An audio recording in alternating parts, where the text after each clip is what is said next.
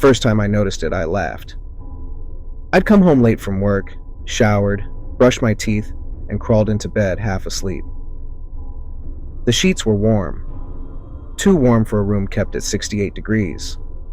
For a brief, stupid moment, my brain supplied the obvious explanation. Residual heat. Memory foam. Body warmth trapped under blankets. Science. I kicked the covers back and let the cool air spill in, shivering as the warmth faded. When I slid back under, everything felt normal again. I lived alone. I had for years. The quiet was something I'd earned. The second night, the warmth was still there. This time it was localized. One side of the bed, the right side. The indentation in the mattress was faint, but unmistakable, as if someone had just rolled out of it moments before I arrived. I pressed my palm into the sheets. They were warm in the way skin warms fabric, not the ambient heat of a room. I stood there longer than I should have, staring at the bed as if it might explain itself. I told myself I was tired. Stress does strange things to perception. I'd read that somewhere. That night, I slept poorly. A few nights later, I woke up on my back, staring at the ceiling, heart racing for no clear reason. The room was dark and still. My alarm clock glowed 2:41 a.m. I shifted, turning onto my side.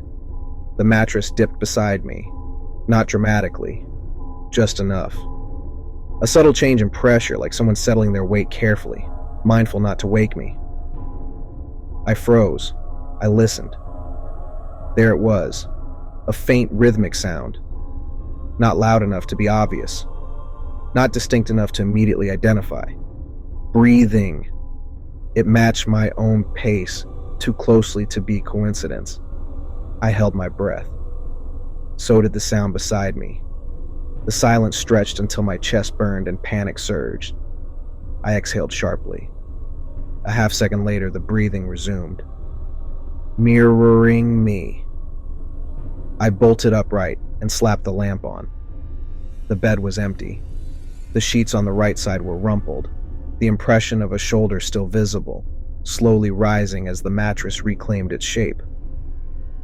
I didn't sleep again that night. I considered calling someone. Who? I wasn't sure. What would I say? I think someone is lying next to me at night, but only when I'm asleep.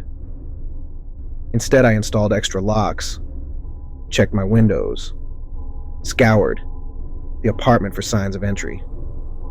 Nothing was disturbed, nothing missing. The warmth continued. Some nights it was faint, others unmistakable. Always on the same side, always waiting for me. I started sleeping closer to the edge of the mattress, as if proximity might invite something worse. That didn't help. The impressions followed me, shifting subtly, reclaiming space. Once, half asleep, I felt fingers brush my wrist. I convinced myself it was a dream. The problem was, my dreams started feeling less like dreams. I'd wake with the sense that someone had been watching me for a long time. Not standing, sitting, patient. I began finding small signs in the morning, changes I couldn't explain. The blanket folded differently than I remembered. The pillow beside me flipped to its cooler side. The faint scent of soap I didn't use. I stopped setting my alarm. Sleep came hard and fast, dragging me under before I realized it had started. When I woke, it felt like I'd been pulled up from deep water, lungs aching, thoughts scattered. One morning I woke to find my bedroom door closed. I always slept with it open. Another morning, the bathroom light was on. I started leaving notes for myself. Door open, lights off, check locks. Each morning the notes were gone. I tried staying awake. Coffee, energy drinks, television blaring low static noise to anchor me. I lay in bed with my eyes open, daring whatever it was to show itself. Nothing happened. No warmth, no breathing. At some point, always the same point, I'd blink. Just once. And then I'd wake up hours later, groggy and disoriented, with the bed warm beside me and the subtle weight already settled in. It was as if something waited for that brief lapse, that moment where consciousness loosened its grip. The night I heard it speak, I didn't scream. I woke on my side, facing the empty wall, breath shallow. The mattress was dipped deeply beside me now, the warmth intense, unmistakable. The breathing was closer to my ear, slower, content. I didn't move. "Relax," a voice whispered. It wasn't loud. It didn't need to be. It sounded like it had practiced quiet. "You always tense up, right before the good part." My throat locked. I couldn't make a sound. A hand, warm, dry, rested lightly on my shoulder. Not gripping, just anchoring. "You sleep so deeply," the voice continued, almost fond. "Deeper every night." The lamp clicked on. I rolled and swung blindly, my arm cutting through empty air. The bed was empty again, but the warmth lingered longer this time. The final night came quietly. I don't remember lying down. I remember standing in the kitchen, a glass of water in my hand, and then nothing. I woke to daylight pressing against my eyelids. The room felt wrong. Still, my alarm clock was dark. I sat up slowly, dread pooling in my stomach. The other side of the bed was perfectly smooth. No impression left this time, as if whoever or whatever had taken care to erase itself. My phone buzzed on the nightstand. No alarm notification, no missed calls. Beside it lay a folded piece of paper. I didn't own any stationery. My name was written on the front in careful, practiced handwriting. I unfolded it. "You sleep deeper than you think." I dropped the note and stood too quickly, dizziness washing over me. My bedroom door was closed. The locks were engaged. From the other side of the room, the mattress creaked softly, not settling, shifting. I felt the weight return to the bed, slow and deliberate, as if someone were lying down to wait. I ran for the door. It didn't open. Behind me, the sheets rustled. The warmth spread, and for the first time, I realized the space beside me wasn't waiting anymore. It was mine to leave.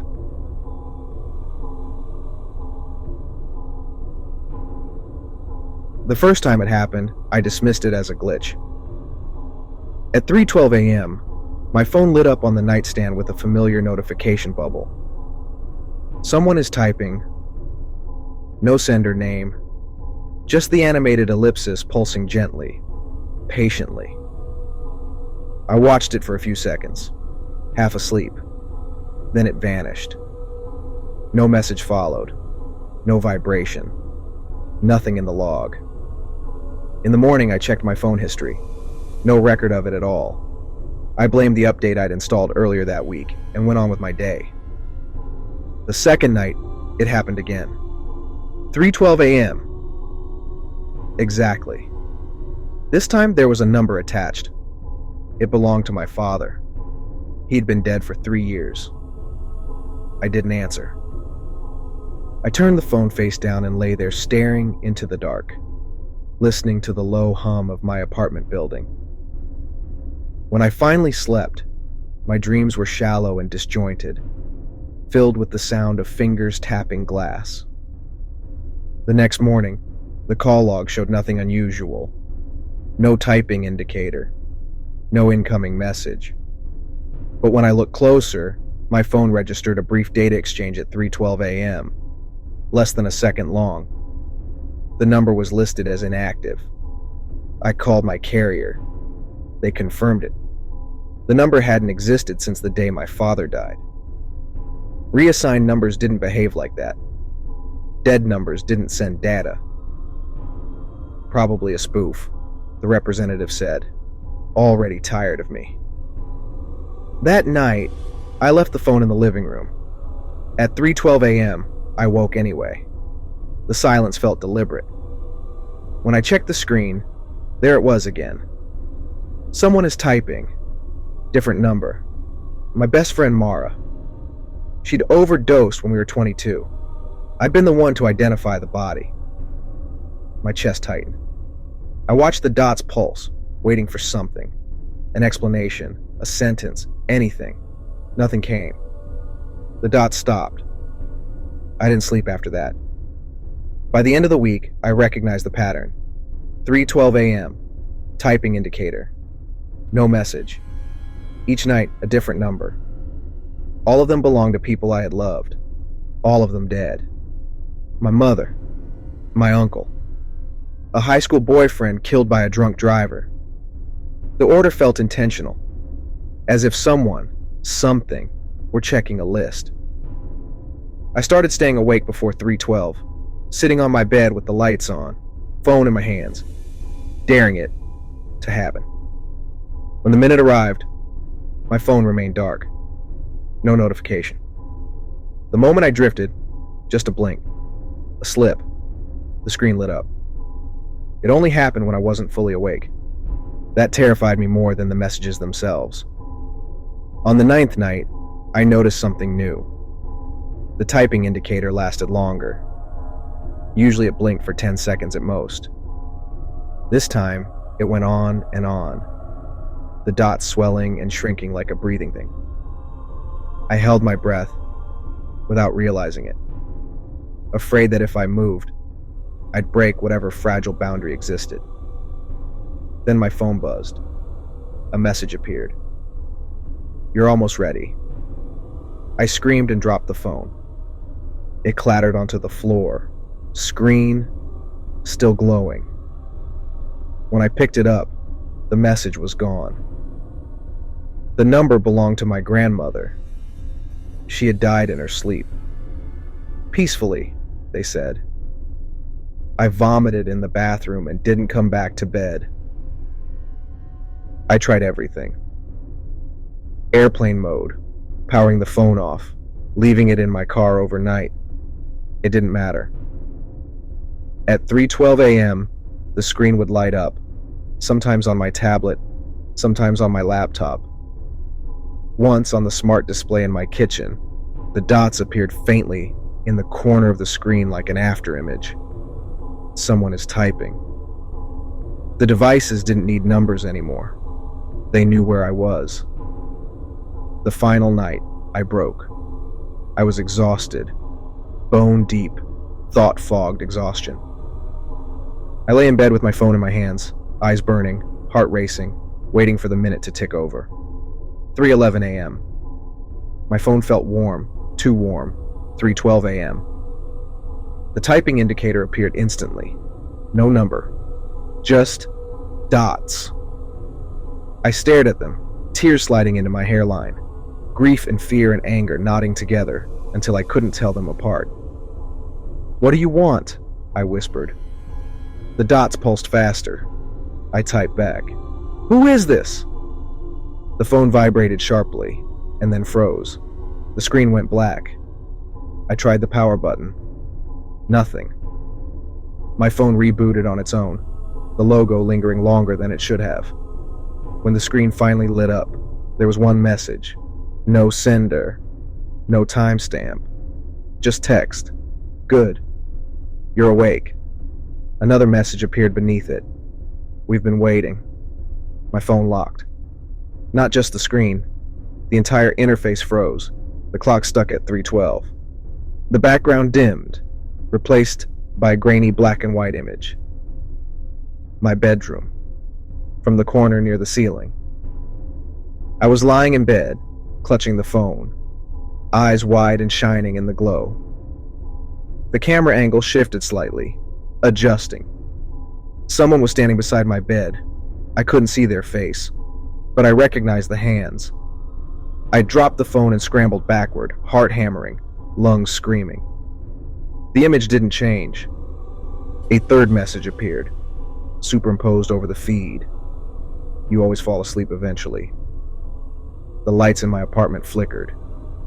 From the darkness behind me, I heard the soft sound of typing, right next to my ear. At exactly 3:12 a.m., every night since my phone lights up on someone else's nightstand. Someone is typing. And sometimes, if they don't stay awake, it sends a message from my number.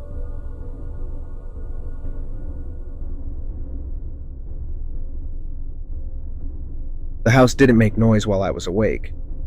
That was the first thing I learned. During the day, it was inert. Wood and drywall and old pipes, nothing more. Even at night, as long as the lights were on, it behaved itself. I could sit on the couch with the television glowing, lamp humming softly, and the place felt empty in the way rentals are meant to feel. Neutral, temporary, uninterested in me. The moment I turned the lights off, it exhaled. Not a sound you'd notice at first, just a soft release of air through the vents, like someone sighing in another room. I lay in bed that first night, eyes open in the dark, listening as the sound deepened. The vents breathed again, slow, deliberate. The walls answered with a faint creak, not settling, but responding. I told myself it was a HVAC. Then I noticed the rhythm. The house breathed in when I did, and out when I exhaled. I held my breath. So did the house. The silence stretched, thick and expectant, until my lungs burned and I had to gasp. The vents answered immediately, a deeper exhale, relieved. I slept with the light on after that. I moved in because I needed quiet. The kind that lets you forget your own thoughts for a while. My divorce had left me raw in places I didn't know how to explain to other people, so I stopped trying. The rental was cheap, isolated, and came fully furnished. A month-to-month agreement. No questions asked. The landlord mentioned the house was old-fashioned and left it at that. The second night I tried to rationalize it.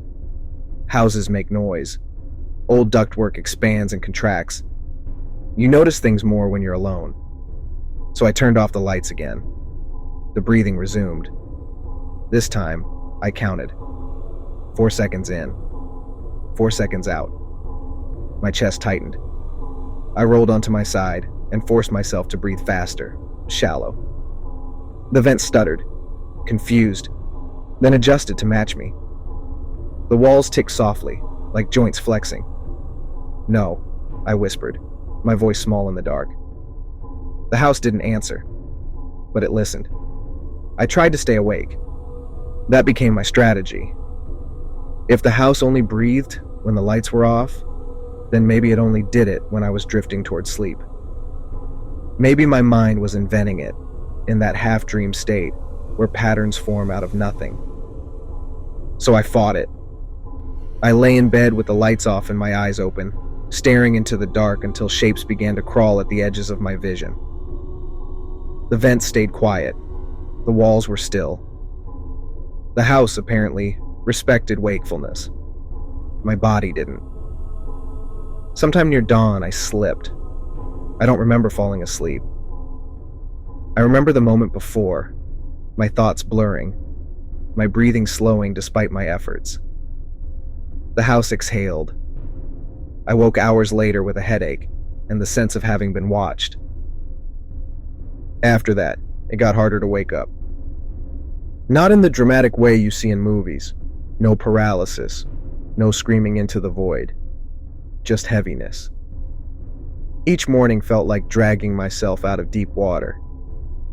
My limbs responded a beat too late. My thoughts lagged behind my eyes.